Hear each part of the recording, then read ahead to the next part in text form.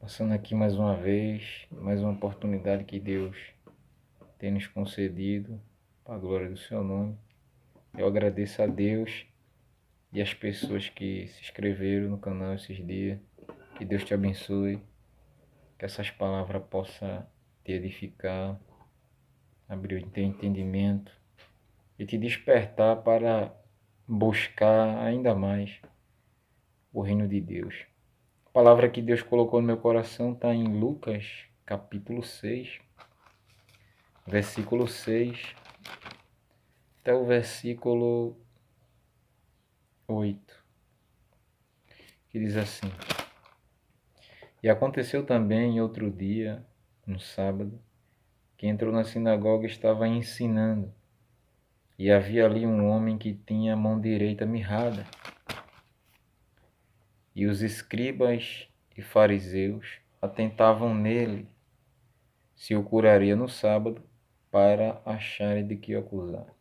Mas ele, conhecendo bem os seus pensamentos, disse ao homem que tinha a mão mirrada: Levanta-te, fica em pé no meio.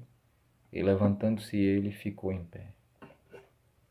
A Bíblia diz que Jesus, ele, como de costume, sempre ia para as sinagogas trazer um ensinamento, uma palavra da parte do Pai. E nesse dia, quando Jesus vai, ele se depara com um homem que tinha a sua mão direita mirrada. A mão mirrada daquele homem impedia que ele fizesse muitas coisas, e uma delas era até mesmo estar na sinagoga, devido àquela enfermidade. Uns dizem que era uma lepra na mão, mas o texto diz que era uma mão mirrada, atrofiada. E é interessante que Jesus, ele entra na sinagoga para ensinar. Mas Jesus, ele tinha algo tremendo com ele, porque quando os fariseus viram Jesus na sinagoga, o versículo 6 diz que Jesus estava ensinando. Mas os fariseus sabiam que Jesus ia curar o homem. Primeiro ele começa ensinando e depois ele cura a pessoa. Por quê? Porque a palavra é a base. A Bíblia diz que Jesus é o verbo de Deus. A palavra. O primeiro milagre que Jesus fez foi uma transformação. Ou seja, transformar água em vinho é extrair da água segredos, porque água e vinho transformado significa segredo, depois de transformado. E o segredo de Deus é com a palavra. Quer que as coisas aconteçam? Primeiro mergulhe na palavra. Quer milagre? Busque primeiro a palavra. A palavra é a base. E Jesus entrou na sinagoga e disse: Eu vou ensinar. E começou a ensinar. E os homens, os escribas e fariseus, ficaram admirados, observando e dizendo: Ele vai curar esse homem. Porque eles sabiam. E é interessante que a Bíblia diz que estava ali escriba e fariseu. Escriba é intérprete da lei. Era aqueles que interpretavam, que lia o texto e extraía algo e passava para o povo. Os intérpretes. Os fariseus eram aqueles que organizavam as cerimônias. Havia no sinédrio 72 cadeiras, simbolizando os 72 nomes de Deus e também simbolizando lá os 70 de Moisés. E estava lá os fariseus, as 72 cadeiras. E aqueles homens, eles não estavam preocupados com a cura do homem, estavam preocupados se Jesus ia curar ele no sábado. Tem pessoas que não se preocupam com o teu problema, não.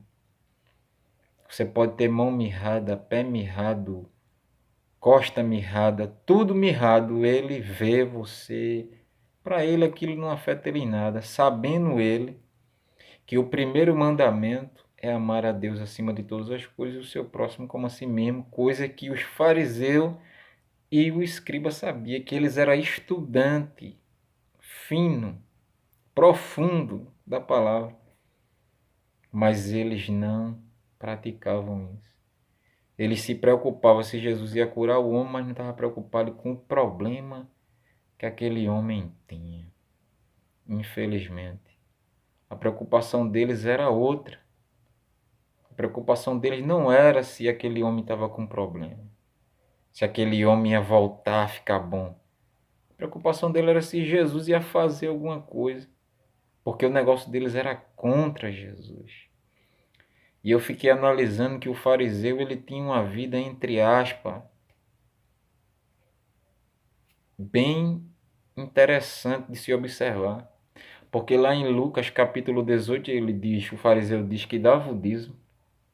O fariseu diz que jejuava 2 vezes na semana. O fariseu disse que não roubava. O fariseu disse que não prostituía. O fariseu disse que não adulterava. Agora, qual era o pecado do fariseu? Jesus disse que o pecado do fariseu era hipocrisia e injustiça. Não era nenhum desses que eu disse. Era a falsidade e a injustiça. O fariseu tratava você bem aqui, mestre, homem de Deus, Senhor, uma benção. Quando você dava as costas, ele dizia que ele nunca foi um homem de Deus. Nem conheço. Não sei quem é. O fariseu, ele carrega essa mazela dentro dele de hipocrisia. Que na sua frente você é homem de Deus, por trás você nunca foi. E quando eu meditava nisso, eu disse ao Espírito Santo, eu disse, Senhor, não deixe esse sentimento habitar em mim, não. Me dá força. Porque a hipocrisia, ela é um fermento. O apóstolo Paulo disse, um pouquinho de fermento leveda toda a massa. Jesus disse, olha, cuidado com o fermento dos escribas e fariseus. É um pouquinho de nada. Mas como não tem como se esconder do Senhor, ele conhecendo bem os pensamentos deles, e os pensamentos deles não eram bons acerca de Jesus, aí Jesus disse, tá bom, trai o homem para cá, sei que vocês não gostam de mim mesmo, traga ele aqui para o meio. Quando trouxeram o homem para o meio, Jesus curou a mão direita do homem. Mão na Bíblia fala de ministério e de mistérios de Deus. Jesus disse, imporão as mãos sobre os enfermos, eles serão curados. A Bíblia diz que Beltesazar mexeu com os vasos de ouro, os vasos de prata de Deus. O próprio Deus escreveu na parede com uma mão misteriosa. Mene, mene, tekel e parsim. O apóstolo Paulo chegou para Timóteo e disse, olha Timóteo, Deus colocou um dom na tua vida quando eu coloquei a mão na tua cabeça, na imposição com os presbíteros. Mão na Bíblia fala de ministério, 5 dedos. Os primeiros 5 livros da Bíblia, o Pentateuco dos judeus, são 5. Penta é 5. E nós lemos a Bíblia da esquerda para a direita. Eles leem da direita para a esquerda. Justamente os 5. Primeiro livro, o ministério de Moisés. O ministério. Mão na Bíblia fala de ministério. Deus disse a Moisés, o sinal lá no Egito vai ser a tua mão. Bota ela dentro do peito, ele botou. Quando ele tirou, estava leprosa, ele disse, bota de novo. Quando tirou, a mão estava curada. O ministério de Moisés. O ministério daquele homem estava atrofiado. E os fariseus estavam achando bom, gostando. Mas Jesus foi para curar a mão daquele homem. Talvez você diga, meu ministério, Senhor, está atrofiado. Mas Deus vai restituir as tuas mãos, o teu ministério. Deus vai restituir novamente essas mãos e vai ser usada para a glória de Deus. Tem pessoas que ficam felizes com a mão mirrada de alguém.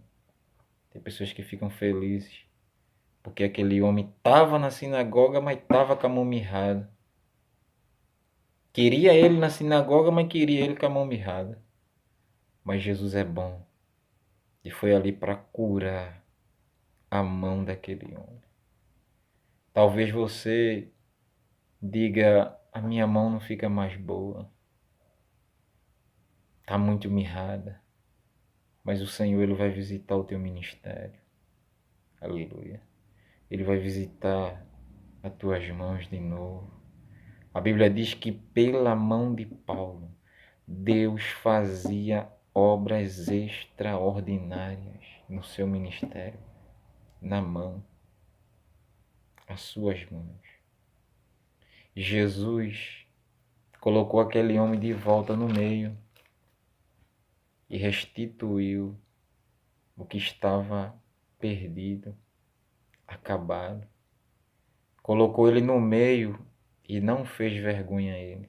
Colocou ele no meio e curou ele. Talvez alguém ache que o Senhor vai te envergonhar, querendo te colocar no meio, mas Ele vai te honrar. Aleluia. E o nome dele vai ser glorificado na tua vida. Em nome de Jesus, levanta tuas mãos novamente e coloca ela no arado. A Bíblia diz que aquele que bota a mão no arado e olha para trás não é apto para o reino de Deus. Quando você botou a mão no arado, quando você botou a mão no ministério que Deus lhe deu, seja de profetizar, seja de pregar, seja de ensinar. A Bíblia diz que a uns ele fez profetas, a outro ele fez doutores, a outro ele fez mestre, a outro ele fez evangelista e a outro ele fez pastores. Eu não sei qual é o ministério, eu não sei qual é o teu ministério, mas exerça de novo.